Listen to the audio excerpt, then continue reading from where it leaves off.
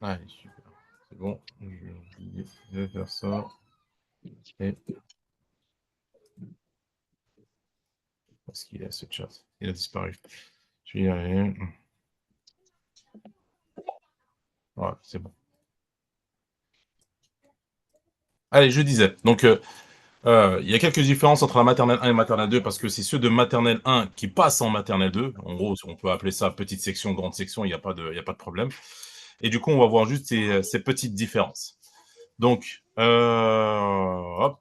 Donc, l'étape 1, toujours la constitution des classes. Il faut que vous ayez une classe de même niveau, sauf que cette fois-ci, ils auront 6 ans. Ils auront 6 ans. S'il vous plaît, les filles, s'il vous plaît. Donc, cette fois-ci, ils auront 6 ans. Il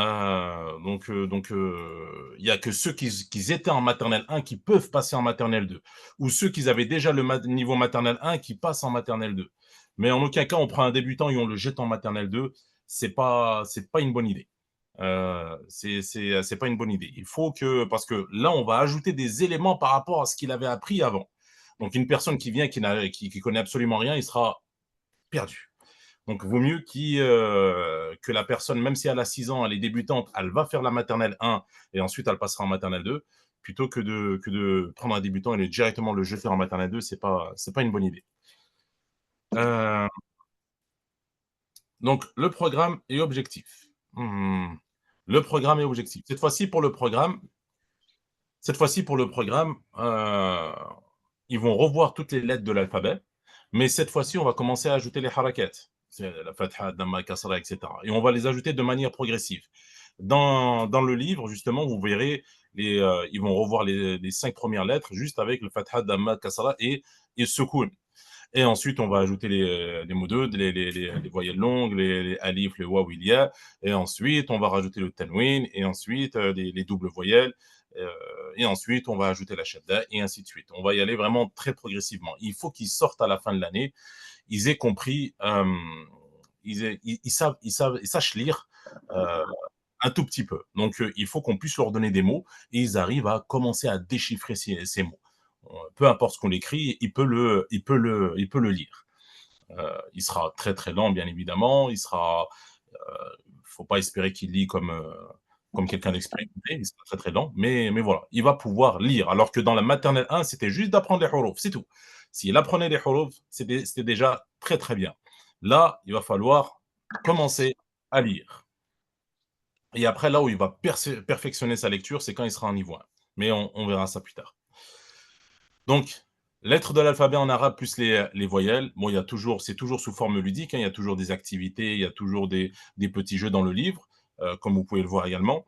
Mais cette fois-ci, c'est un peu plus sérieux dans certaines choses, comme par exemple l'écriture, si vous faites attention, elle est beaucoup plus petite, alors qu'avant, on le laissait dessiner, on le laissait écrire gros sur de grandes surfaces. Là, maintenant, c'est un peu plus structuré. Il a grandi, il a mûri, il peut maintenant, on peut lui demander un peu plus de détails, un peu plus de rigueur par rapport à son écriture. Donc, du coup, voilà. Voilà à peu près pour l'arabe ce qui est prévu. Ensuite, pour le Coran, on va essayer d'augmenter un peu plus le rythme. Pour le maternel 1, c'était une sourate par mois. Là, c'est une sourate toutes les 2 semaines. Donc, normalement, il doit avoir l'habitude d'apprendre. Donc, il peut aller un peu plus vite. Il peut aller un peu plus vite.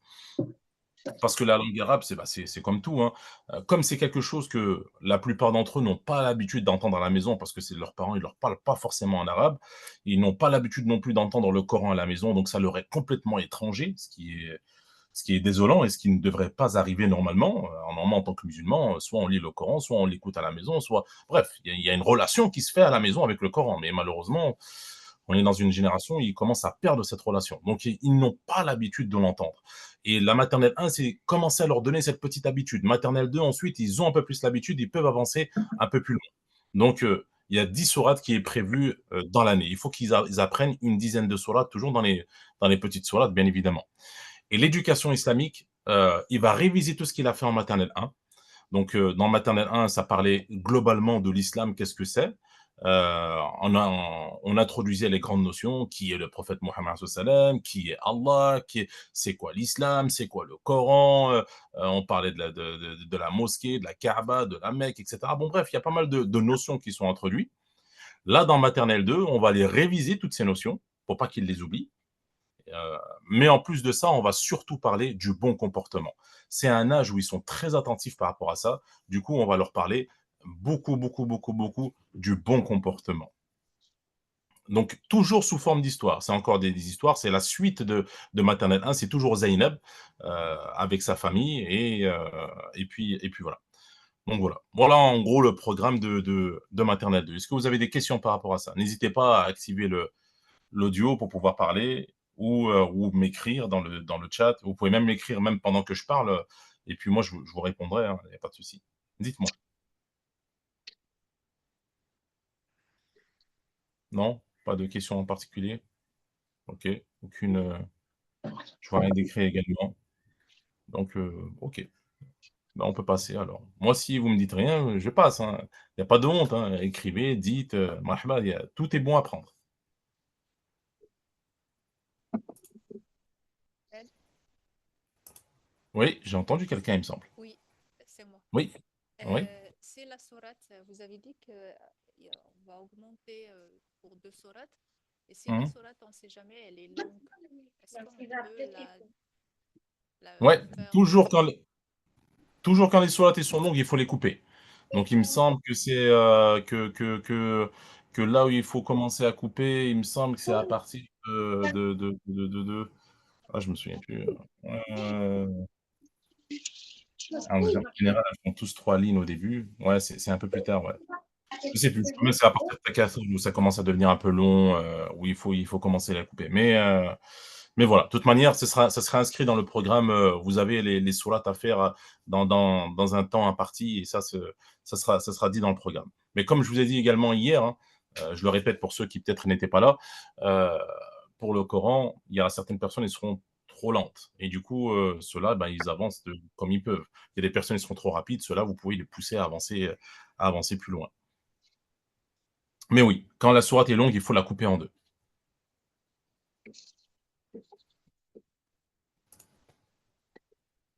Oui, il y a le Humaza également, je crois. Ouais, quelqu'un qui a écrit le Humaza. Oui, il me semble que c'est le Humaza, ouais, je me souviens plus exactement. D'autres questions? Non? السلام Donc, comme عليكم أستاذ. عليكم السلام ورحمة الله وبركاته. أستاذ, si on a quelqu'un qui vient d'arriver ici bientôt en France, il parle l'arabe, c'est tout. Qu'est-ce qu'on va faire dans ce cas-là? Il faut, de toute manière, pour intégrer un élève, il faut toujours tester son niveau. Il faut tester son niveau. Il y a des. Bah, attendez, je ne sais pas si je l'ai ici.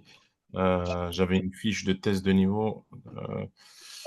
Non, je ne l'ai pas ici.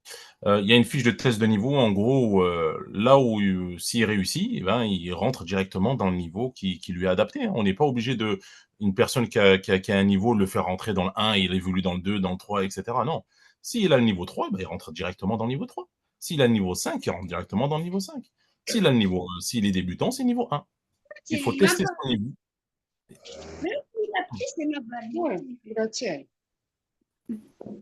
J'ai pas entendu. Non? Il y a personne qui a non? Merci, monsieur. Il y a Merci. pas de Euh, j'ai une question, c'est Zakaria, par rapport oui, au maternelle 2. Par exemple, oui. que maternelle 1 et maternelle 2. Maternelle 2, par exemple, pour l'éducation islamique, je révise d'abord ce que j'ai fait avec eux en maternelle 1. Par exemple, admettons, je vais commencer le cours et j'ai le niveau 2. Et ça veut dire que je vais partir au niveau 1 à le réviser pour commencer mon cours de... Il faut pas reprendre les cours de maternelle 1. Il est directement intégré. Enfin, les révisions, elles sont déjà dans le livre. Ah, C'est d'accord, comme que ce soit l'arabe, l'éducation islamique, les révisions sont déjà dans le livre. Par exemple, même pour l'arabe, on va pas reprendre le livre de maternelle 1 pour le revoir les lettres. Non, elles sont d'accord, déjà dans le livre de maternelle 2. Et pareil, les révisions, elles sont déjà dans l'éducation islamique. d'accord. Et Euh, pour hein. le bon comportement des histoires, par exemple, moi, je fais Je fais beaucoup de, pas beaucoup en fait, 10 minutes d'histoire par exemple, les animaux dans le courant, comme ça, en écran. C'est bien. Par exemple, si je fais une Le histoire mieux, de bon c'est d'échanger comportement, avec eux. Le mieux, c'est toujours d'échanger avec eux. Ça peut être quelque chose de bien, hein, de mettre, de temps on en échange. temps, un petit film. De On a un de échange, de 2 excusez-moi. ou 3 fois 2 ou 3 fois dans l'année, ça peut être quelque chose de bien. Mais, Ouais. le mieux, c'est toujours d'échanger. C'est toujours de les faire participer, de faire quelque chose, voilà. Parce que comment dire? La vidéo, elle va apporter des notions, mais sans plus, hein. Elle va pas, comment dire? Elle va pas les corriger, elle va pas le renseigner, elle va juste apporter certaines petites notions comme ça à travers un dessin animé et encore s'ils arrivent à les comprendre, s'ils arrivent à la comprendre, si le dessin animé est adapté. Mais D'accord. voilà, le mieux, c'est toujours d'échanger avec eux, de faire des activités avec eux et de faire des choses avec eux qui permettront de justement, qu'ils puissent mieux comprendre cette notion-là. Si, par exemple, cette leçon, c'est sur la colère, il faut leur expliquer, il faut parler avec eux. Par exemple, voilà, la colère, c'est un sentiment qui est naturel, mais on ne peut pas l'utiliser n'importe comment, n'importe quand, et cetera, et cetera. Il y a des moments où on peut se mettre en colère, c'est vrai, mais il y a d'autres moments, non, c'est pas justifié. On peut régler les choses de manière passive et ainsi de suite. Bref, essayer de parler et leur demander: «Est-ce qu'à un moment, vous avez déjà vu quelqu'un qui s'est mis en colère pour rien, par exemple? Ah non, ça, c'était pas une chose bien, c'était comme ça qu'il fallait faire». Et bref, la discussion et l'échange permet qu'ils évoluent et qu'ils grandissent. Mais les vidéos, pas trop. D'accord. Bah, Mmh. Classique. Heu, d'autres questions? Par rapport au programme de manière générale? Non? Les personnes qui OK. Ensuite, ben, toujours pareil, hein, vous aurez dans votre programme des objectifs par séance, il faut, vraiment, vraiment les faire. Il y a 21 leçons, je crois d'éducation islamique, il faut les faire en temps et en heure. Sachez qu'également les examens que je vais vous préparer, elles seront préparées en fonction des leçons qu'ils auront dû faire, pas en fonction de ce que vous avez fait, mais en fonction de ce que le programme a dit de faire. Donc sur ça, il faut faire très attention. Par exemple, dans le premier examen, je crois qu'il y aura 3 cours de leçons d'éducation islamique, qui seront passés et ben, je vais faire un examen sur ces 3 leçons. Même si vous, vous dites, «Voilà, c'est pas grave, je vais pas le faire» ou des choses comme ça, vous allez faire que 2 leçons, bah, l'examen, il y aura les 3 leçons et vos élèves, ils seront pénalisés parce qu'ils n'ont pas fait justement les 3 leçons. Il faut vraiment trouver il faut vraiment, vraiment, vraiment le suivre et ne jamais vous dire, «C'est pas grave cette fois-ci, je vais repousser ou je le ferai la prochaine fois ou je le fais ceci». Vous allez prendre du retard. Vous allez prendre du retard et ça va être compliqué parfois de rattraper ce retard-là. Heu, ou des fois, il y a également une erreur que je vois parfois certains professeurs, ils vont dire à leurs enfants: «Ouais, faites la leçon chez vous». C'est pas ça le but. Sinon, on leur donne leur livre à la maison et on leur dit de tout faire à la maison. Le but, c'est qu'ils le font en classe et qu'à la maison, il y a de la révision. Le cours doit absolument être fait en classe. Le Et tout le reste, la révision, ça se fait à la maison. Donc voilà, je voulais être vraiment clair, une dernière fois sur ça, sur le programme par objectif. Par exemple, en milieu d'année également, il y a un examen. Ça va être, par exemple, je sais pas, je vous dis n'importe quoi, sur 15 lettres de l'alphabet. Il faut absolument qu'ils aient fait les 15 lettres. Si vous avez fait que 13 ou 12 ou 11, je peux pas prendre, chacun d'entre vous, où est-ce que vous en étiez pour faire des examens individuels. Ce n'est pas possible. Les examens, je vais vous les préparer en avance. D'ici la fin du mois, là, ils seront prêts. Je voulais même vous les envoyer, d'ici le début de l'année si vous voulez. Et, et on avance tous sur les mêmes examens, comme ça c'est beaucoup plus pratique en fait. Et ça vous fait moins de travail également. excusez-moi, je vous coupe bien. Oui, En fait, là, je vous ai demandé, je vous ai posé la question par rapport à l'éducation islamique. oui. En fait, le cours, je fais le cours, je l'explique, mais après les questions, vous voyez, A, B, C, D, ça sera avec les parents. Et après, quand ils vont venir le Exactement, travail, on doit réviser, on doit voir c'est qui a travaillé pour avoir l'étoile, c'est ça. c'est ça, exactement, c'est ça. Mmh, c'est ça. Donc il fait la leçon, la fois d'après, il fait la leçon, tu lui demandes de faire les exercices à la maison, la fois d'après, il revient avec ses exercices et ensuite, ben, on les corrige ensemble et on réexplique déjà ce qui s'est, la leçon qu'on avait dit et on corrige les exercices ensemble et ensuite on passe à la nouvelle leçon.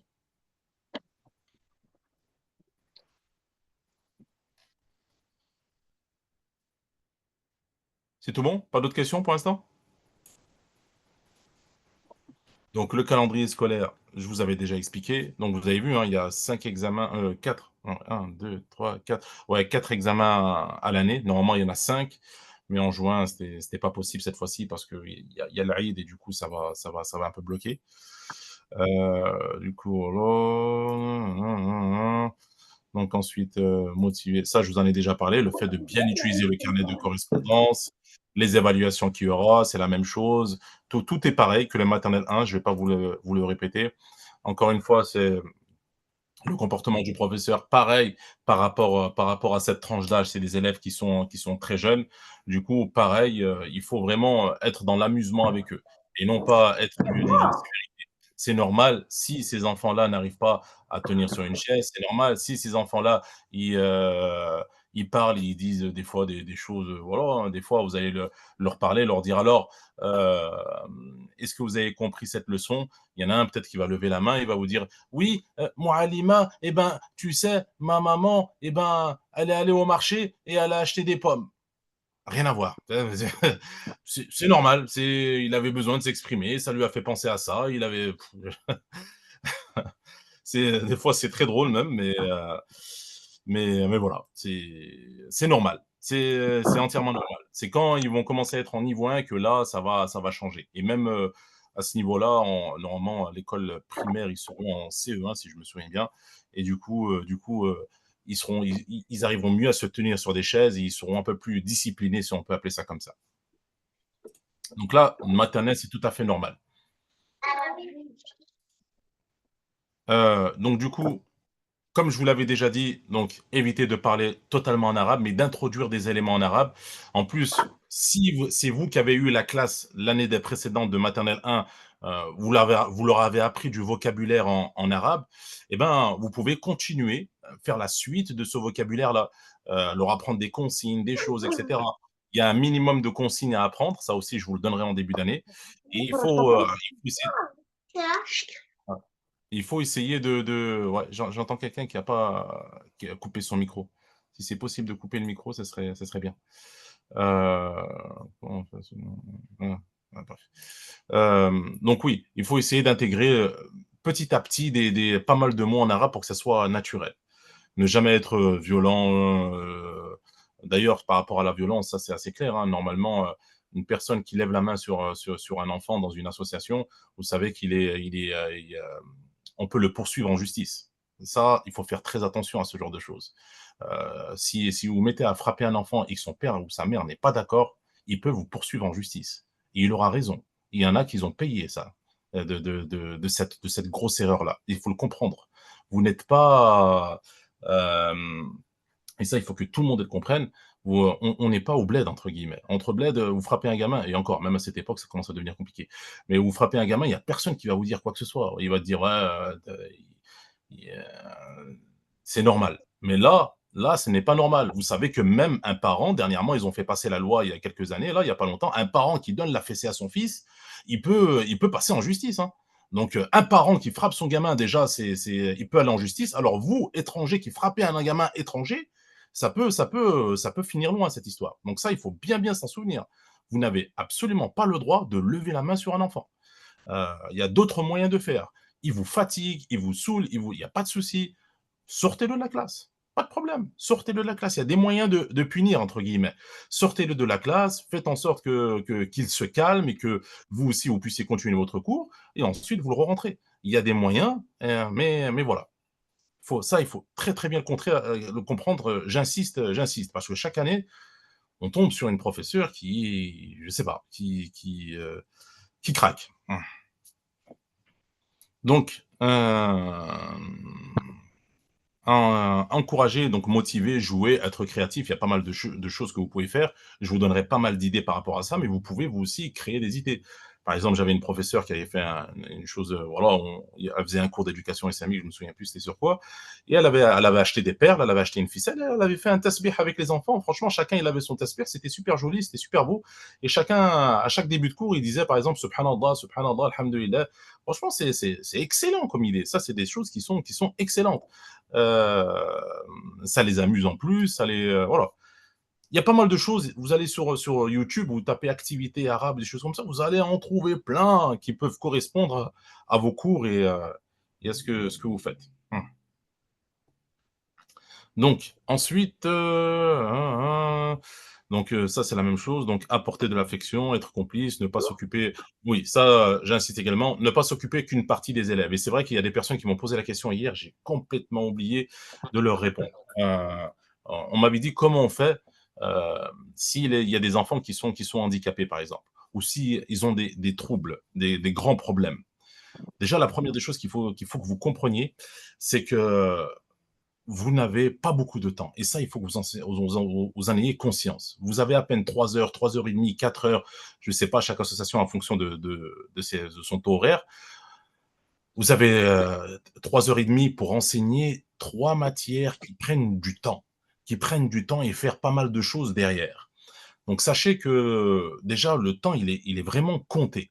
Mais en plus de ça, si vous négligez l'ensemble de la classe pour vous occuper d'une personne qui a des difficultés, ce n'est pas quelque chose de pédagogue et ce n'est pas quelque chose de bien. Vous ne pouvez pas vous occuper d'une personne et en délaisser 13 ou 12 ou 14 ou je ne sais combien de personnes dans la classe. C'est très honorable hein, de vouloir s'occuper des personnes qui ont du mal. Mais, comment dire, en cours, ce n'est pas le moment. Si vraiment il vous fait de la peine ou vous voulez faire quelque chose, il n'y a pas de problème. Il y a d'autres solutions, mais ce n'est pas en cours, en plein cours, de s'occuper de personnes à gros problèmes. Soit, en un, vous le faites venir à des horaires différentes, ou vous le retenez à la fin du cours, ou vous le faites venir avant le cours, et là, vous restez avec lui, vous êtes en tête à tête avec lui, ou avec eux, s'il y en a 2 ou 3 dans la même catégorie. Et là, vous pouvez vous occuper de lui, essayer de combler ses lacunes, ou même le garder un peu plus à la fin de l'heure, et là, vous comblez ses lacunes également.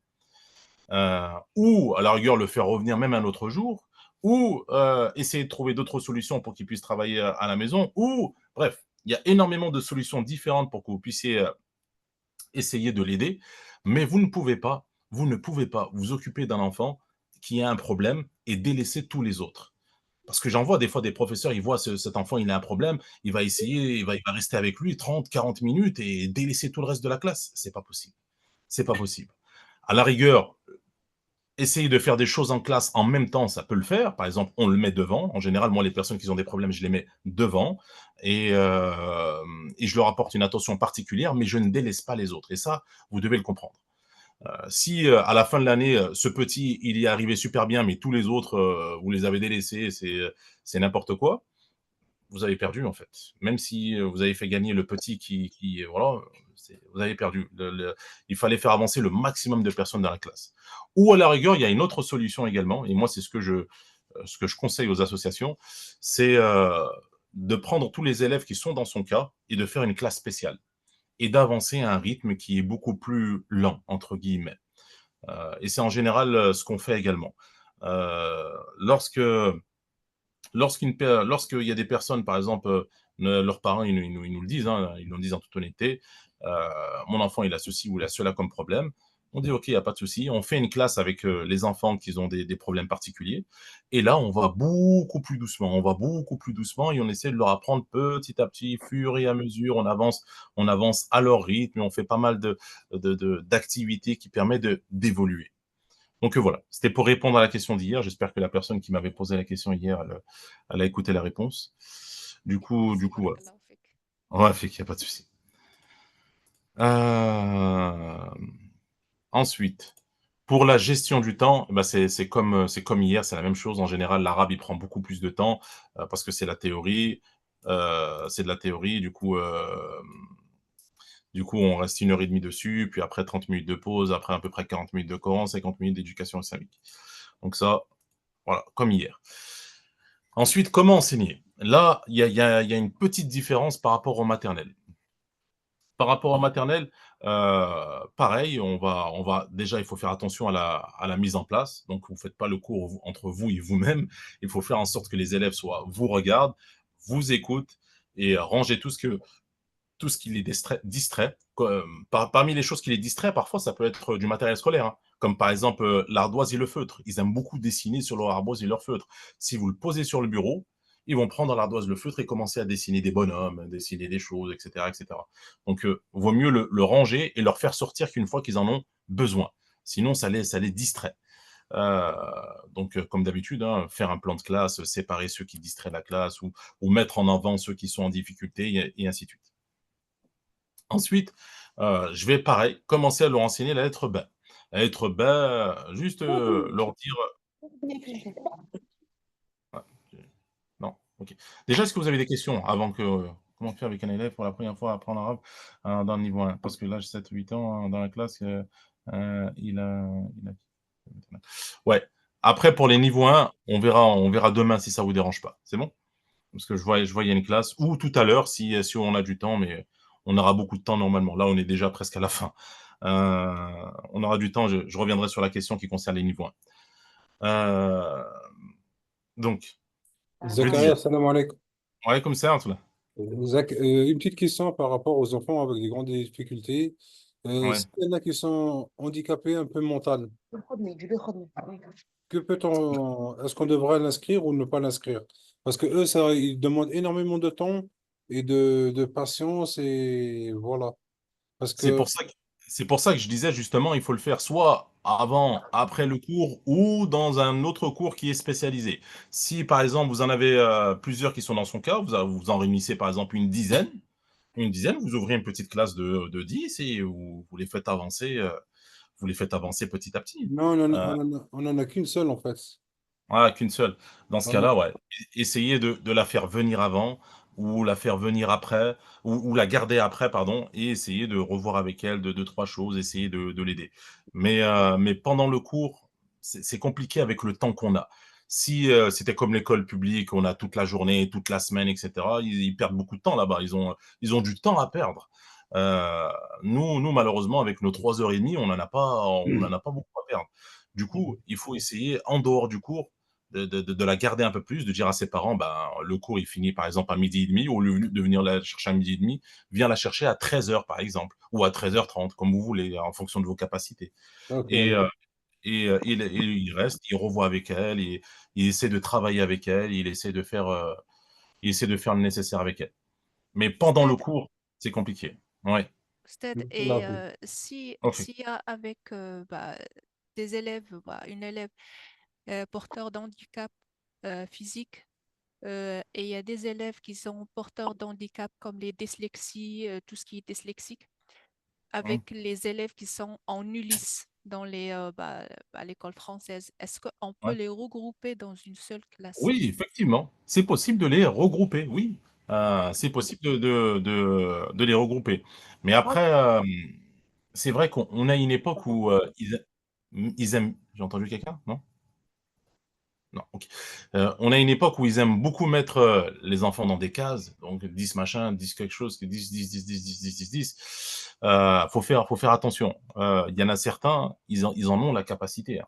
Ils en ont la capacité, même s'ils sont reconnus euh, dyslexiques. C'est juste qu'ils vont avoir des difficultés sur un point. Par exemple, il y a les dyslexies graphiques, là, c'est ceux qui ont du mal à écrire, par exemple. Mais la lecture, tu vas lui écrire les lettres au tableau, avec les voyelles, etc. Il va tout te lire parfaitement. C'est juste à l'écrit, lorsqu'il va commencer à écrire, waouh, c'est Picasso. Ça part dans tous les sens. Mais la lecture, il en est capable. Euh, Après, il y en a d'autres qui... Il y en a qui ont besoin plus de temps. Par Ouais, exemple, c'est c'est quand je effectivement. commence avec tout le monde, il faut revoir une deuxième au milieu du cours, revoir ce qu'on a vu au début avec l'élève en sujet et Mm, aussi refaire la même chose. Donc, ça prend à peu près 5 à 10 minutes du temps qu'on n'a pas. mm, Voilà, c'est pour ne pas ouais, tomber dans, je sais pas, 25 effectivement. minutes. Oui. Effectivement. Mais ce que je vous disais, en gros, c'est ceux qui ont juste des 10 d'écriture ou des choses comme ça, mais qui peuvent s'en sortir à l'oral ou en lecture, vous pouvez les mettre dans les classes normales. Mais les autres, mais c'est vrai que c'est mieux d'ouvrir une classe et avec eux, et ben là, on va doucement. Même s'il faut faire une lettre toutes les 2 semaines, ou Mhm, même s'il faut même toutes les 3 semaines, c'est pas mhm, grave. mhm. L'essentiel, c'est qu'ils avancent, ils prennent leur temps et que il y a pas de, ils n'ont pas la pression. Euh, si vous en avez la capacité, oui, les regrouper dans une classe, c'est une meilleure solution. Mhm. D'accord. Merci. Barakallahu fik. Pas de souci. Rafik. Euh, donc, je disais, donc, je prends, il faut que je prévoie pour demain une ardoise. Ça peut être quelque chose de bien. Je leur apprends harful ba avec les différentes positions, début, milieu, fin de mot. Et j'écris même un petit exemple en dessous, même s'ils savent pas lire, même s'ils comprennent pas, c'est juste pour qu'ils voient la lettre ba dans le mot. Euh, une fois que je leur ai enseigné la lettre B, bien évidemment, comme je vous avais dit un peu hier, on essaie de le comparer avec des choses qu'ils connaissent en français. Ça ressemble à la lettre B en français. On peut l'animer, la transformer pour que ça soit drôle et pour qu'ils retiennent. Mais cette fois-ci, dans les maternelles 2, cette fois-ci, il va falloir ajouter ensuite, dès qu'ils ont bien compris la lettre B, de toute façon, c'est de la révision, normalement, ils connaissent déjà. Ensuite, il va falloir ajouter les voyelles. Donc, on va prendre la lettre B, on va lui rajouter donc la fatha, on va leur dire ça c'est B. Ensuite la damma, bou. Et ensuite la kasra, bi. Et on va répéter avec eux, on va répéter avec eux de manière collective.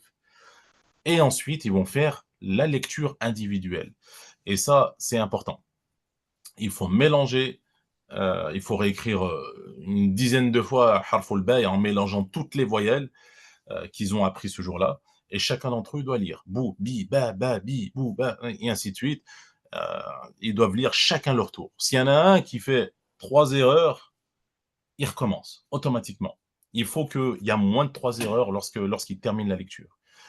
Chacun leur tour, ils doivent lire. Ils doivent lire. Et c'est ça justement qui prend beaucoup plus de temps. Quand je vous disais l'arabe prend du temps, c'est ça qui va vous prendre beaucoup plus de temps. Quand chacun doit lire, c'est vrai que ça prend du temps. Surtout lorsque vous allez arriver à un moment où il y a plusieurs lettres, etc. Ça prend énormément de temps.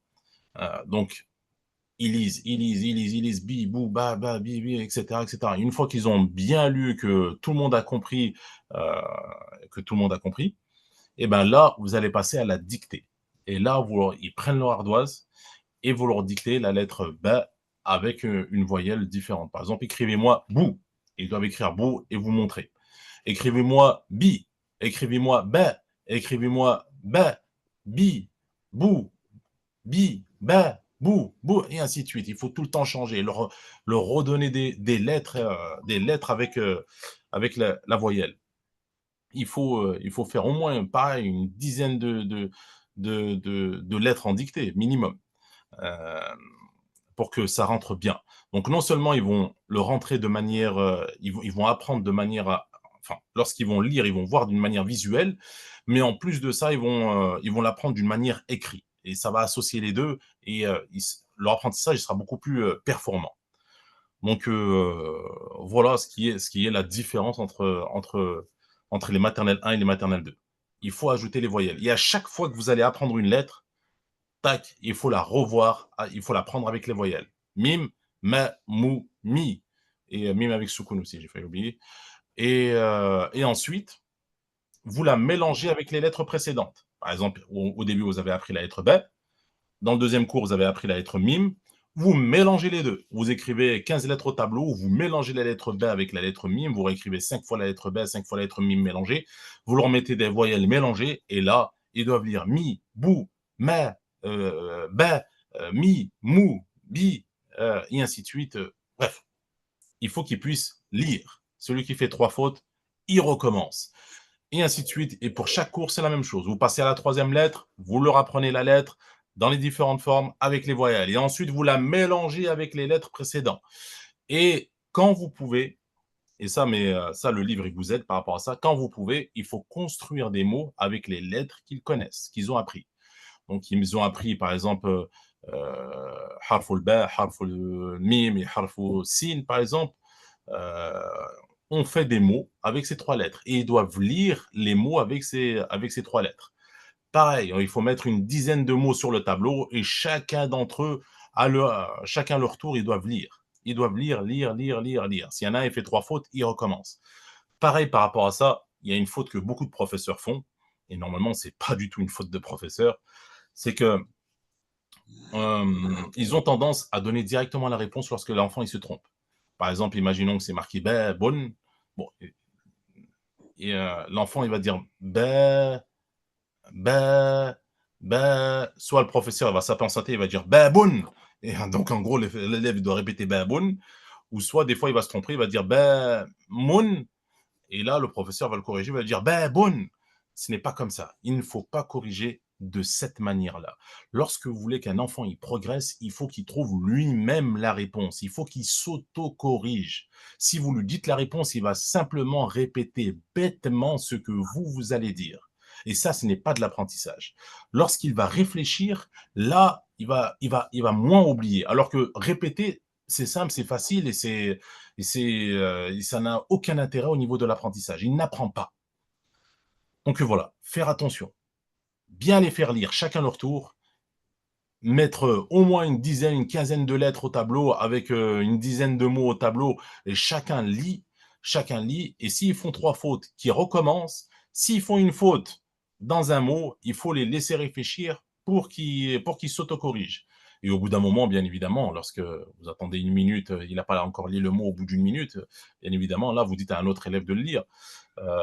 Mais voilà, c'est pas au bout de 2 secondes où il s'est trompé, vous le corrigez directement. Non, il faut lui laisser le temps de réflexion. Il va vous dire ben moun, tu lui dis non, c'est pas ben moun. Regarde bien, ben, et vous lui montrez la lettre, et là il va dire ben bon, et c'est bon, c'est corrigé. Alhamdoulilah.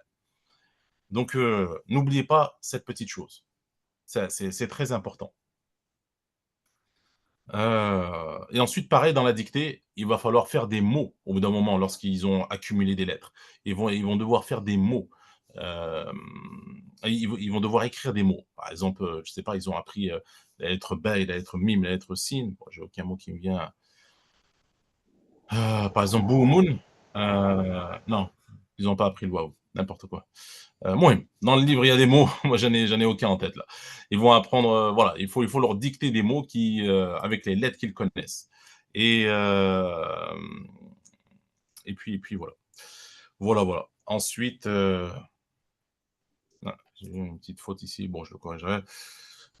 Et puis après, ils peuvent commencer les exercices à les faire en classe. Ou même lorsque comme je vous avais dit, hein, pour qu'ils puissent gagner du temps, celui qui a fini de lire au tableau et qui s'est très bien débrouillé, il peut commencer à faire ses exercices. Et il commence à faire ses exercices, il vous passez à l'élève suivant à le faire lire, et dès qu'il a fini de lire, il fait ses exercices, et vous passez à l'élève suivant, et ainsi de suite. Juste une chose qui est importante également, ça m'a échappé. Qu'est-ce que je voulais vous dire également? Oui, c'est bon, je me souviens. Les élèves qui ont des difficultés, pas ceux qui ont des troubles ou des handicaps. Moi, je vous parle de ceux qui ont un peu de difficultés. Il faut toujours les faire passer à la fin. À la fin. Pourquoi? Parce qu'il va regarder les autres lire et il va s'entraîner. Et il va essayer de comprendre. Il aura du temps pour s'entraîner. Et là, ensuite, il va bien lire. Mais le faire passer dès le début, vous allez perdre du temps. Et lui aussi, il va perdre du temps. Un enfant en général qui a un peu de mal, si vous lui dites lis en premier, il va pas savoir lire, il va lire, il va se tromper sur tout. Vous allez perdre du temps à lui corriger le tout. Ouais, comme ça là. Vous allez perdre du temps à lui corriger le tout, alors que si vous le faisiez passer à la fin, il y a d'autres élèves qui vont lire devant lui, et lui, il va s'inspirer des autres élèves, il va essayer de lire comme les autres élèves, et ensuite, il va bien lire. Il va bien lire. Donc ça, c'est ce qu'il faut bien le retenir. Faites lire en premier ceux qui se débrouillent bien. Ceux qui se débrouillent bien, ceux qui sont forts en général, et ensuite, vous laissez ceux qui ont un peu plus de mal à la fin. Mais vous ne leur dites pas, bien évidemment, je te fais lire à la fin parce que tu as du mal. Vous lui trouvez une manière de vous justifier, bien évidemment. Vous lui dites, par exemple, toi, tu liras après. Tu lis après, pour l'instant, concentre-toi, regarde le tableau pendant que ton camarade y lit. Comme ça, tu liras encore mieux que lui. Par exemple, ça peut être une justification. Et du coup, voilà. Donc, faites lire ceux qui ont du mal à la fin. Donc voilà. Est-ce que vous avez des questions par rapport à l'arabe déjà? Je vais voir si des personnes ont écrit quelque chose. Non, c'est bon. Des questions? D'accord. Non, pas de questions. Allez, super. Donc ensuite, pour le Coran, ouais, tout ça. Pour le Coran, c'est la même chose que pour les maternelles 1. Donc, si vous apprenez une sourate toutes les 2 semaines, il faut fractionner la sourate en 2. C'est vrai que là, je vous ai mis en 4 parce que c'est erreur, mais je vais le modifier en 2.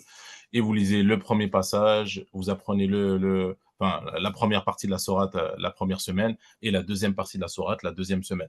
Pareil, vous prenez le premier verset, par exemple, vous répétez, vous répétez, vous répétez. Ensuite, vous apprenez le deuxième verset, vous répétez, vous répétez, vous répétez, vous répétez. Ensuite, vous apprenez le 1 plus 2 ensemble. Vous répétez les deux ensemble, vous répétez les deux ensemble, vous répétez, vous répétez, vous répétez. Et ensuite, vous apprenez le troisième verset tout seul. Et ensuite, vous faites 1 plus 2 plus 3. Donc, les trois ensemble. Et vous répétez les trois ensemble. Et ensuite, vous apprenez le quatrième, et ainsi de suite, et ainsi de suite. Donc, voilà. Des questions par rapport au Coran?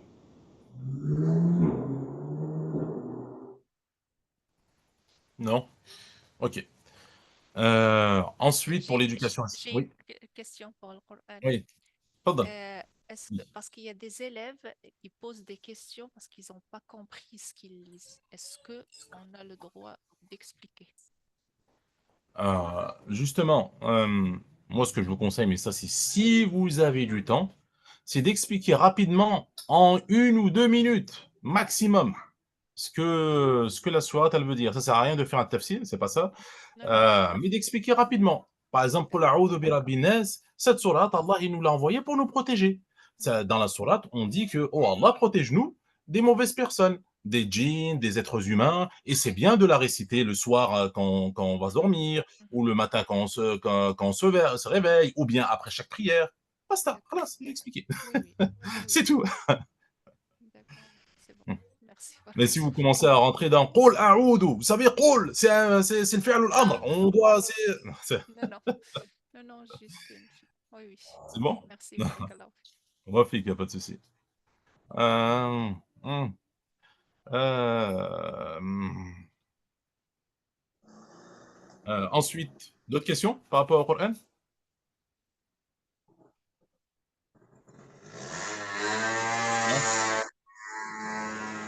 Ok. Ensuite, l'éducation islamique.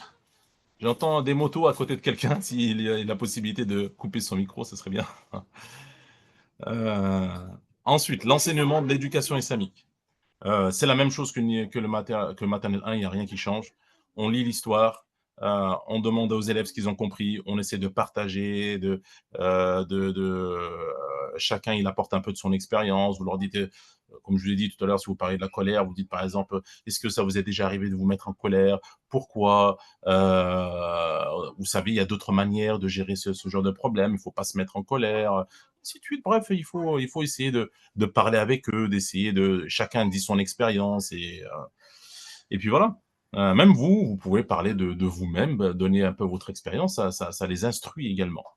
Vous leur dites, moi aussi, vous savez, cette semaine, et vous prenez un peu une voix d'enfant, hein, moi aussi, cette semaine, eh ben, j'ai été à un guichet, il y a tout le monde qui m'est passé dessus alors que je faisais la queue pendant un long moment et j'étais pas content, j'étais en colère.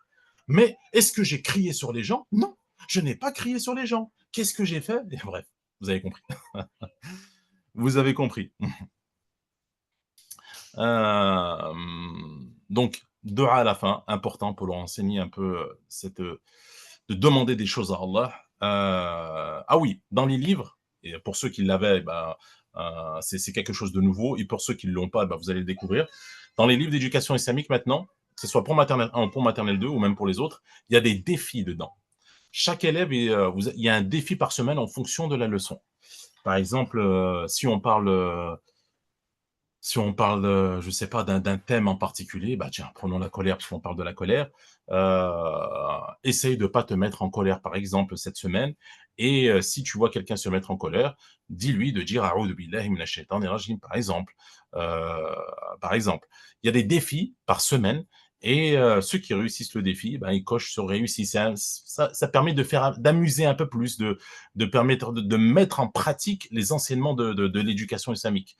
Parce qu'il ne faut pas que ça reste quelque chose de théorique. Ce n'est pas de la théorie, notre dîn, c'est de la pratique. On doit pratiquer ce qu'on apprend. Et ça, les défis, ça permet justement de pratiquer. Et vous aussi, vous pouvez justement donner des expériences de vie pour montrer que c'est des choses qu'il faut pratiquer dans notre vie. Donc ça, c'est vraiment important. et faire une activité, c'est une activité à faire. Ça peut être des mises en scène, comme je vous avais dit, ça peut être d'autres choses, ça peut être pas mal de choses, etc. Bref, il y a pas mal de choses qu'on peut faire. Par exemple, si c'est un cours où on parle sur le respect des parents, par exemple, ils peuvent, par exemple, faire une activité où chacun d'entre eux, ils vont vous leur préparer en avance un petit mot qu'ils vont donner à leurs parents et ils vont dessiner ce petit mot. C'est marqué je t'aime, merci pour tout, bah, Oumi Abi, par exemple. Ils vont essayer de découvrir cette lettre, je sais pas. Et ça va être un symbole fort, le fait qu'ils vont donner cette lettre ou ils vont la lire à leurs parents, même s'ils savent pas lire tous à cet âge-là. Au moins, ils la tiennent, ils vont dire ce que le contenu de la lettre et ils vont leur donner à leurs parents et faire en sorte que, que, que voilà, il y a une espèce de quelque chose qu'ils ont appliqué la leçon en cours. Et les filles, s'il vous plaît. Donc voilà. Et toujours prier avec eux, comme je vous avais dit la dernière fois, c'est important. Est-ce que vous avez des questions déjà par rapport au premier cours?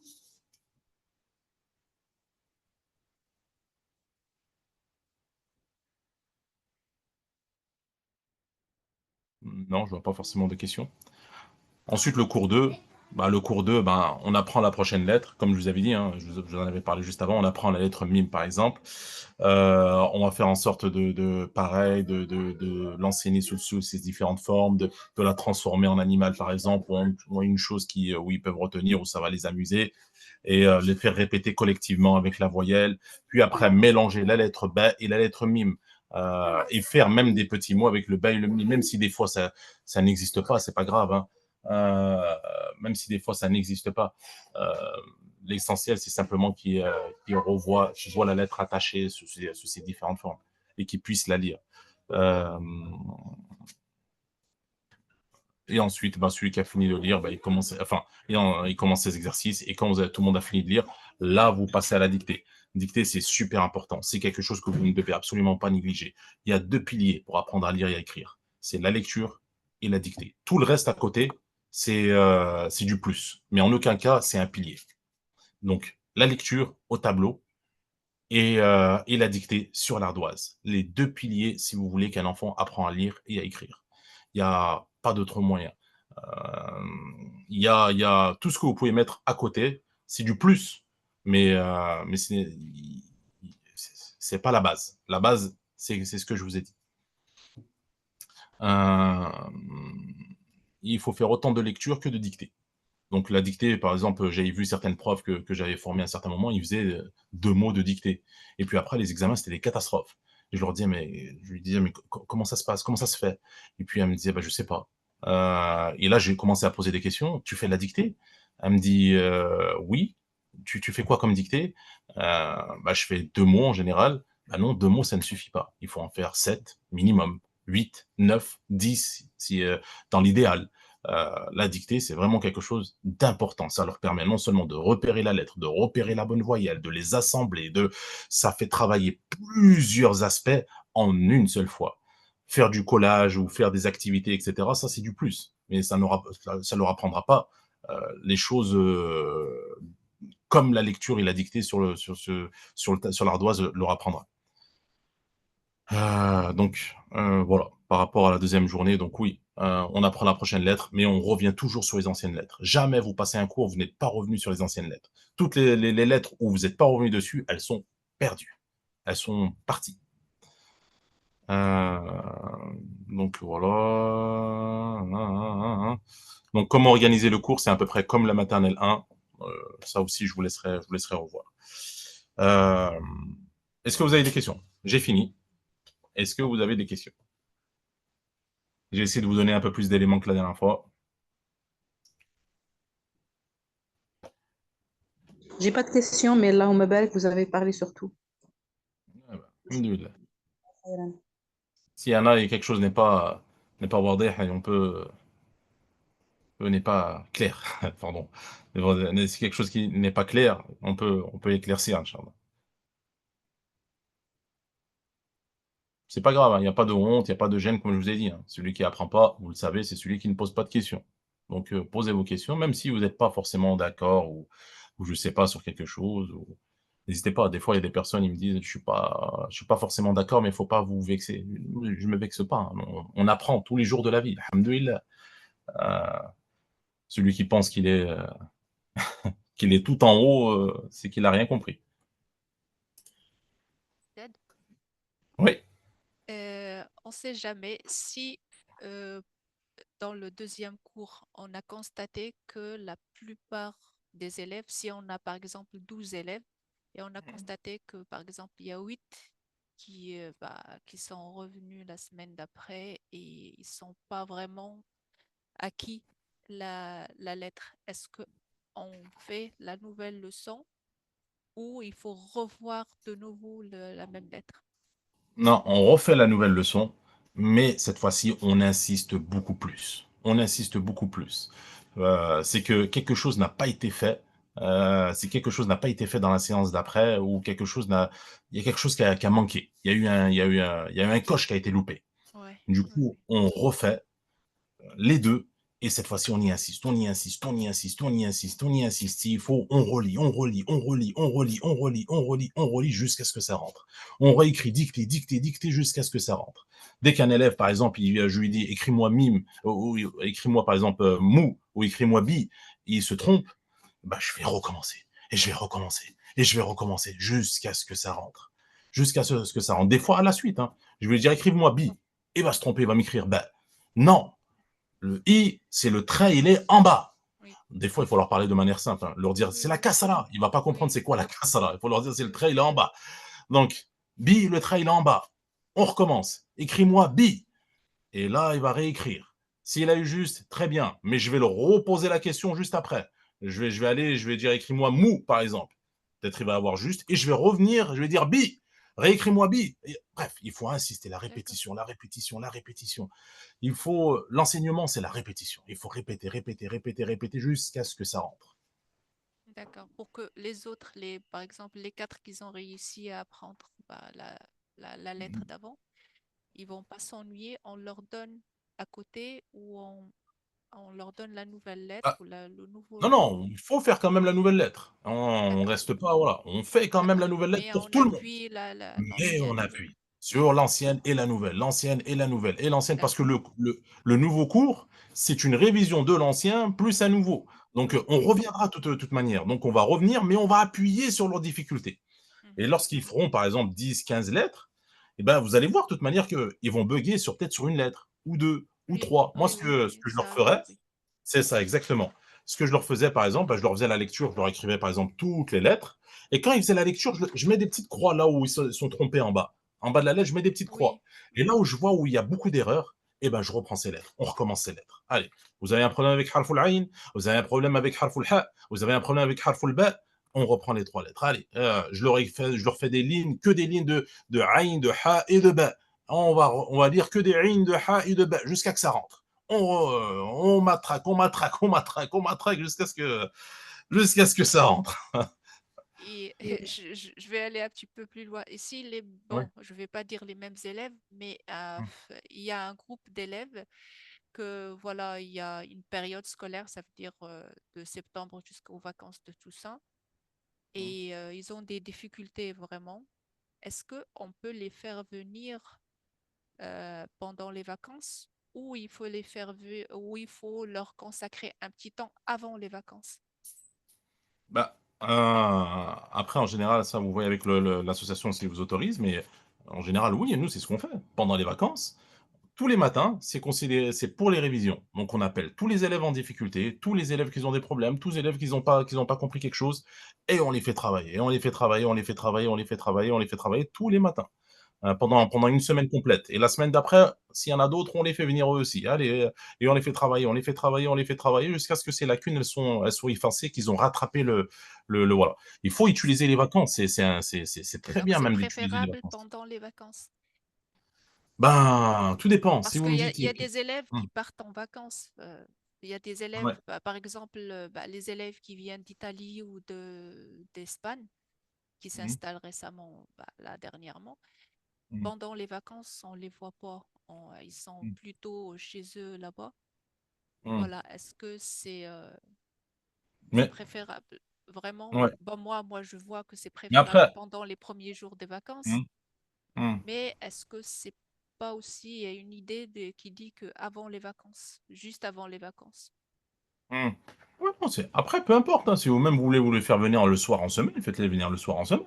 Après l'école, ils Ça viennent dépend à- est-ce que les parents ils acceptent ou non, ils ont vous voyez le déjà avec votre assos, et puis après, vous voyez avec les parents, vous définissez des moments peu importe quand, comme vous pouvez, et vous les faites venir, et c'est largement possible. Nous, on en fait venir les soirs en semaine également, où on aide certains, etc. Il n'y a pas de, il y a ça pas, voilà. dépend des parents, oui. C'est ça. Mais il faut bien leur faire comprendre que c'est dans leur intérêt, c'est pour eux, et en général, ils diront pas non. D'accord, merci, barakallahu fik. Rafik. Mais voilà.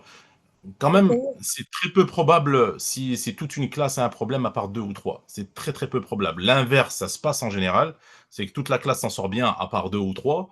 C'est plus compréhensible. Mais si l'ensemble de la classe a un problème, Ouais, ça veut dire il y a quelque chose il qui a. il y a quelque chose, ouais, Oui, effectivement. d'accord, oui. Hum. Zakaria, j'ai une question. Ouais. Euh, euh, par rapport à l'enfant qui est, par exemple, a été absent, par exemple, ce samedi-là, Hum. et l'autre, comment, en fait, donnez-moi la meilleure méthode, comment je prends cet enfant qui n'était pas là le jour où j'ai fait moi, même la révision des lettres ou de trois, quatre lettres, comment je Hum. fais? Ça m'arrive Ah, déjà, souvent. euh, ouais. et la nouvelle lettre, par exemple, il Hum. y a trois ou quatre enfants qui Absent, oui. voilà, ils sont absents. Comment Bah, je... déjà, les élèves trop absents, ils sont absents tous les 2 fois dans le mois ou des choses comme ça. Pour nous, c'est la porte. C'est viré. On peut pas enseigner à quelqu'un qui n'est pas là. C'est pas possible, hein. On préfère le virer et laisser la place pour d'autres enfants qui sont là et qui veulent apprendre. Heu, je sais que c'est pas la faute de l'enfant, c'est la faute du parent, hein, bien évidemment, mais ce n'est pas possible. Il y Là, a on a ce problème-là souvent pendant le ramadan. Ouais. Les gens, se lèvent pas. Et on a des classes de, par exemple, quand vous le savez bien, on a des classes de 14 et 15.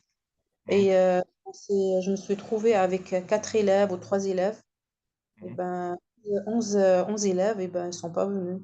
C'est Et en vrai. fait, ça fait un. Je sais pas, en fait, des fois, et Là ça m'arrive. là, déjà, c'est la faute du parent qui a pris de mauvaises habitudes. Il faut les appeler. Il faut les appeler et leur dire: «Voilà, on doit finir l'alphabet. Si vous voulez que vos enfants ils savent lire et écrire, il faut qu'ils viennent impérativement». Donc, il faut attraper les parents, il faut les appeler. Déjà, ça, c'est la première des choses. La deuxième des choses ensuite, c'est vrai que pendant le ramadan, le mieux, c'est d'aménager un peu les horaires.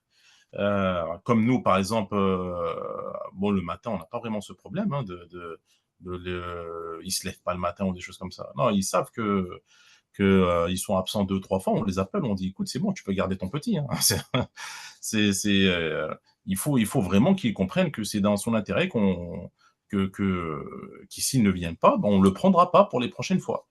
Ça, c'est la deuxième chose. Il faut un peu menacer au niveau des absences. Le ramadan, c'est pas une raison. Ils vont bien travailler pendant le ramadan, les parents, non? Ou ils arrêtent le travail et ils dorment toute la journée. Zach, C'est Oui. une petite question, s'il te plaît. Tu dis que tu vires tu vires l'élève, mais au bout de combien d'absences? Bah, ça dépend. Si c'est des absences qui sont justifiées, c'est pas fait exprès ou des choses comme ça. Enfin, ça dépend. Tu vois ce que je veux dire ou pas? Par exemple, bah, il y en a une cette année. Elle était pas là 2 fois par mois. 2 fois par mois, elle était pas là. Il y avait rien de justifié. C'est pas comme si elle avait quelque chose voilà, voilà. Euh, j'ai appelé son père. Je lui ai dit, écoute, l'année prochaine, non, non. Il m'a dit, non, mais t'inquiète. Je lui ai dit, non. C'est non. Et, D'accord. parce que, il y a plusieurs personnes derrière qui veulent apprendre et comme on fait des petites classes, c'est pas possible qu'ils viennent apprendre parce que toi, tu prends la place et qu'en plus, elle vient même pas, c'est une perte de temps pour toi, pour moi, Hmm. mmh, Il y a aussi par rapport, aux enfants aussi qui ont la garde alternée. Vous voyez, où le papa, il est pas ouais, d'accord il pour habite l'instant. super loin ou des choses, ouais, ouais. Ceux-là, là, ils ont, Ils ont des excuses. On peut rien y faire, ceux-là. On fait comme on peut. Ce Il y a des, problème-là. il y a des enfants, ils ont des cas spéciaux parfois. Subhanallah, on peut rien. On fait ce qu'on peut et puis voilà. On fait ce qu'on peut. C'est tout ce qu'on peut dire. On essaye. On fait ce qu'on peut. Il n'y a pas de solution miracle. On en avait un pareil. Son père, il habitait, je sais pas, je crois, à Marseille. Elle allait une fois toutes les 2 semaines. Enfin, je sais. C'était très compliqué. C'était très Par exemple, compliqué. C'était impossible de lui enseigner en vrai. En vérité, c'est impossible de lui enseigner. d'accord. Mais pour un enfant, par exemple, qui vient pas une fois, comment je vais le faire? Par exemple, j'ai présenté la lettre, il n'était pas là. Et, Il faut et absolument qu'il rattrape. Ça, voilà. Cette année, en plus, il y a les vidéos, donc il a aucune excuse, le parent. Il peut pas dire: je sais pas lire ou je sais pas l'alphabet». Il y a les vidéos, qui met son gamin 2 fois dans la semaine, qui lui remet 2 fois la vidéo dans la semaine et son enfant, normalement, peut rattraper sans problème. Mais il faut qu'il rattrape. C'est aux parents de faire rattraper. Donc, ne pas hésiter à envoyer un message, dire: «Voilà, l'enfant était par là, j'espère que ça va». Mais n'oubliez pas de faire rattraper le cours. C'est parce que la semaine prochaine, on va avancer sur la prochaine lettre et il aura du retard. Et ça, il faut qu'il le comprenne également. Inch'Allah. Inch'Allah. Mais c'est pas, voilà, c'est pas à nous normalement de faire rattraper à l'enfant. C'est à l'enfant enfin, c'est aux parents de faire rattraper.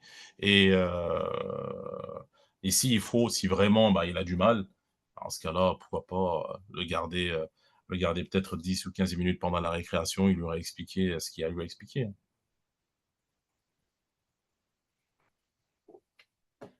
Mais normalement, ça devrait le faire parce que comme dans le cours, on révise toujours ce qu'on a fait la fois précédente avant d'avancer, normalement, il va suivre. S'il a révisé un peu à la maison, il a essayé de faire un peu à la maison, il va suivre, Inch'Allah. Surtout si les personnes comme ça, justement, on les fait lire à la fin, comme je vous ai dit, et il regarde tout le monde, il va répéter. S'il a loupé, je ne sais pas, harful ayn, il va voir, tout le monde va dire oh, oui, ah, etc. Il va comprendre.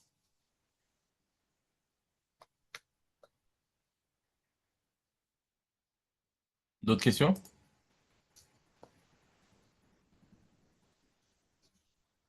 Ah, la pratique dans la classe, c'est un peu difficile, surtout avec le bruit. La pratique, elle doit être obligatoire dans la classe. S'il pratique pas en classe, c'est pas à la maison qu'il va pratiquer.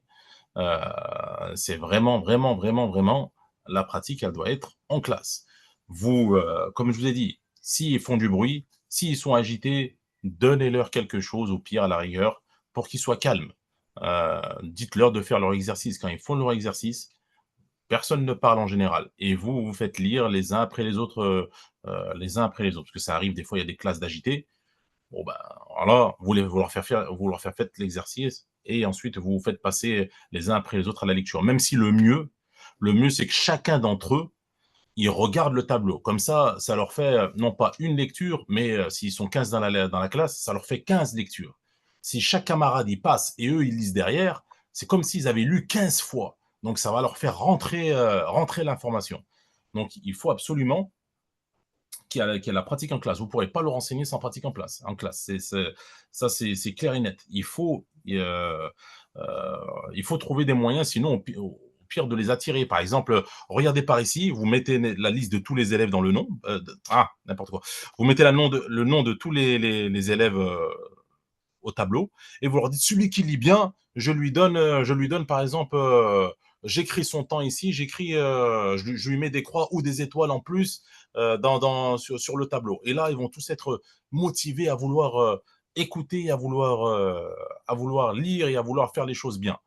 Euh, En général, quand ils voient leur nom, ils voient un symbole qui les représente ou quoi que ce soit, eh ben, ils vont faire en sorte d'être concentrés. Et bref, il y a plusieurs solutions pour les concentrer. Il ne faut pas Il y a hésiter aussi, qu'on en discute, mais la pratique en classe, c'est indiscutable. il y a aussi la lecture en groupe, elle marche bien aussi. Exactement. La lecture en groupe, elle marche bien, mais le problème, c'est qu'il y a toujours des personnes qui vont simplement répéter ce que le camarade dit à côté. Et c'est pour ça que la lecture individuelle, c'est le top pour savoir où est-ce que l'enfant il en est et le corriger dans ses erreurs individuellement. Personnalisé. Si par exemple on lit en groupe et ils répètent tous bah, lui il sait même pas ce que c'est, il va dire bah, il va répéter tout simplement comme un mouton, il va pas apprendre. Mais alors que si vous lui dites lis ça, il ne sait pas ce que c'est, là, vous allez le reprendre et vous allez le faire lire plusieurs fois cette lettre et là, il va comprendre, il va s'en souvenir. Donc la lecture en groupe, c'est une petite étape, mais ce n'est pas le plus important. Le plus important, c'est la lecture individuelle et la correction individuelle.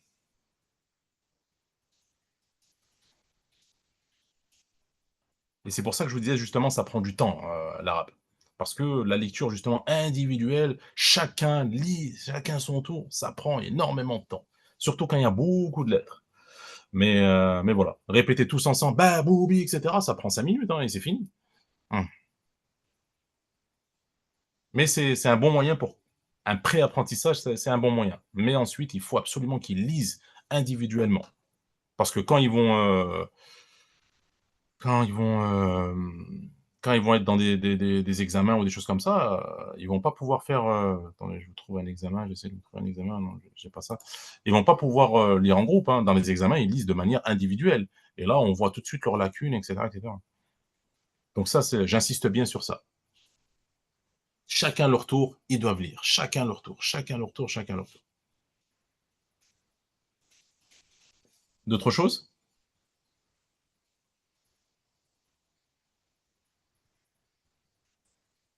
D'autres questions?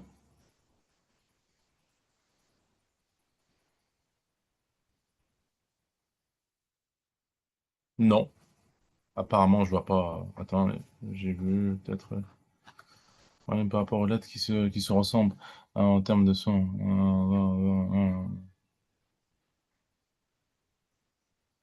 Ah,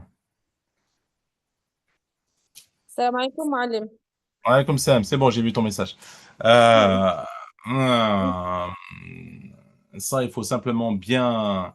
Mais je te répondrai, Inch'Allah. Inch'Allah. C'est juste, ma question, c'était parce qu'ils sont presque tous à la fin, et à la Ouais, fin, j'ai tu compris. programmes. Et même les élèves, ils sont pas très, très bien concentrés. Euh, je sais pas si c'est possible de les dispatcher au début, au milieu, je sais pas Ouais, j'ai comment vous compris. avez les livres. Donc, est-ce que J'ai compris, Fatima. Barakallahu fik. c'est Baraka Mahmoud. D'autres questions?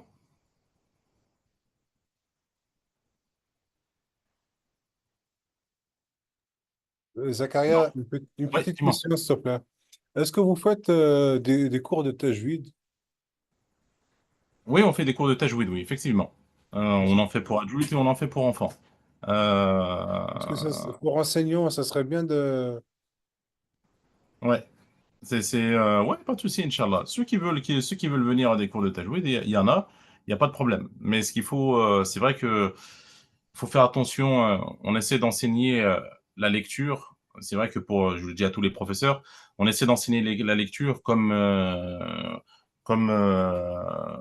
la manière dont on lit le Coran, avec le vrai arabe, entre guillemets. Parce que des Mhm. fois, il y a des personnes, ils ne savent pas, enfin, ils ont appris l'arabe au bled ou des choses comme ça, mais ce n'est pas Oui, forcément les vraies prononciations des lettres. c'est vrai, c'est vrai. Ce n'est pas réel. Comme par exemple, harful jim, ça n'existe pas. Il y a pas de harful jim. Le J en arabe n'existe pas. C'est harful jim, j, et pas j. C'est j, j. Hmm. C'est comme un DJ en fait. C'est la première des choses. La deuxième des choses, pareil, il y a des lettres qui sont un peu plus emphatiques, il y a des lettres qui sont un peu plus amincies. Et ça, il faut le savoir également. Ouais. Par exemple, il y en a qui disent ba, ba. C'est pas ba, c'est be. Oui, Ba, ça n'existe pas non plus. oui, c'est Euh, vrai. et ainsi de suite. Il y a deux, trois trucs. Et ça, c'est vrai que c'est des choses qu'on apprend plus dans le tajwid. On revoit directement dans les premiers cours tout ce qui est makharij al-huruf et on revoit également les prononciations des lettres. Donc, s'il y a des personnes, ils n'en ont jamais fait, je leur conseille de le faire pour pas enseigner des erreurs. Voilà, en fait, c'était ça la question. C'est Mm. est-ce que tu peux organiser, tu vois, par exemple, une classe pour enseignants justement pour que ils sortent les bonnes voyelles, tu vois. Ouais. Pas de souci, Inch'Allah. Pas de problème. Avec Bah, plaisir. Barakallahu fik. Je le mets au programme. Je l'écris. Parce que Euh, ça peut être une bonne idée, parce que c'est vrai, comme tu dis, il y en a qui disent bas au lieu, enfin voilà, au lieu de Hum, baie, et puis hum. le zel, le da et le ra, c'est subtil, mais Exactement. C'est vrai. Hum. euh, barakallahu fik. Bah, dès que tu organises quelque chose, inscris-moi, Pas de Zakaria. problème, Inch'Allah. Je l'écris et puis Barakallahu fik. je vous l'enverrai. Ok. Ousted, Oui, Ousted, dis-moi. c'est pour c'est une question plutôt qu'autre chose. Est-ce Hum, que les gens qui ont fait euh, la formation Nourania, si vous connaissez, par rapport à oui, tout ce qui est tajwid, ouais. est-ce que ne pas apprendre à l'élève la méthode Nourania, je suis pas sur ce sujet-là et je suis pas vraiment, il y a des choses à ne pas prendre dans cette méthode, mais euh, un petit peu profiter de la makharij al-huruf. Donc, comme vous avez dit, par rapport à la Nourania, il y a makharij, on apprend makharaj al-harf Hum. avec la Non. voyelle. Est-ce que ça va servir à l'élève ou non? Bah, en fait, c'est pas dans Nourania qu'on apprend Makharij al-Huruf. C'est l'enseignant qui doit enseigner Makharij al-Huruf. Si vous Oui, oui, connaissez les Makharij correctement, oui, oui, parce que euh, maintenant, vous l'enseignez elle est que. Voilà. devenue à la mode, si on peut Oui, dire, oui, cette bien sûr. méthode. Bien sûr. Si vous les connaissez correctement, bah, vous les enseignez de la manière correcte. Par exemple, moi, quand j'enseigne, par exemple, les hurufs, bah, je leur dis Ji, Ja, Ju, Voilà, Ji. oui, Je leur dis pas Ja ou la manière la plus correcte, mais il faut que la personne les connaisse, tout simplement. oui, Et voilà. Si elle a déjà passé la formation, on apprend de la formation. Je ne vais pas appliquer la formation, mais on prend ouais, de la formation ouais, bien sûr, ce côté-là de bien Makharij sûr, al-Huruf, exactement, bah, exactement. de montrer à l'élève, voilà, bah, il faut Hum, sortir ce harf-là, il faut que il faut que tu sens que ton ventre, il hum, faut qu'il rebondit ou il faut que la lettre, hum, tu la sens sortir hum. des cordes vocales et ainsi de suite. Exactement. Mais après, ce qui est le plus important pour les enfants de cet âge-là, Oui. c'est pas de leur donner le détail, mais qu'ils l'appliquent.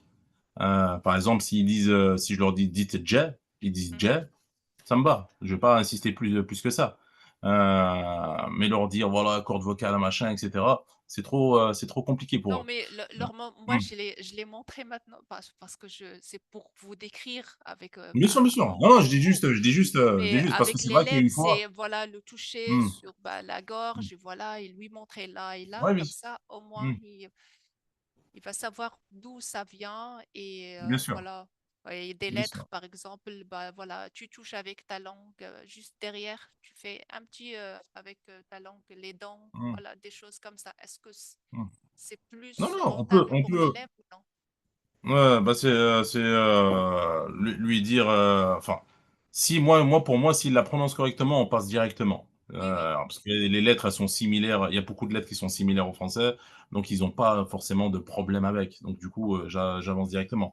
donc Mais c'est les mais lettres euh, qui mais c'est sont un vrai petit que peu dures. les lettres qui sont un peu plus difficiles, là, j'y reste un peu plus de temps et là, j'essaie Bon, d'expliquer et bon, là, oui, j'essaie de montrer et je les fais prononcer. Oui, c'est vrai que c'est un détail que je vous ai pas dit, mais c'est vrai que les lettres qui sont un peu difficiles et qui n'ont pas en français en général, il faudrait que chacun, quand vous dites, voilà, on va apprendre harful ayn, par exemple, et là, vous leur dites, répétez chacun dans votre tour et vous écoutez s'ils la prononcent bien ou pas. Parce que vous allez en trouver toujours certains, ils vont dire Hein, Hein, oui. euh, et ainsi de suite. Euh, il faut ensuite essayer de corriger, essayer de montrer comment la prononcer correctement avant de passer aux voyelles et ainsi de suite. Mais ça, ça concerne peut-être, allez, même pour être gentil, une dizaine de lettres. Oui, Une dizaine de lettres où ils auront un peu de mal, surtout avec le zel, le le- tha, dha, ouais, c'est dha. ça, exactement. Exactement. D'accord, barakallahu fik. Rafik, il n'y a pas de souci. D'autres questions?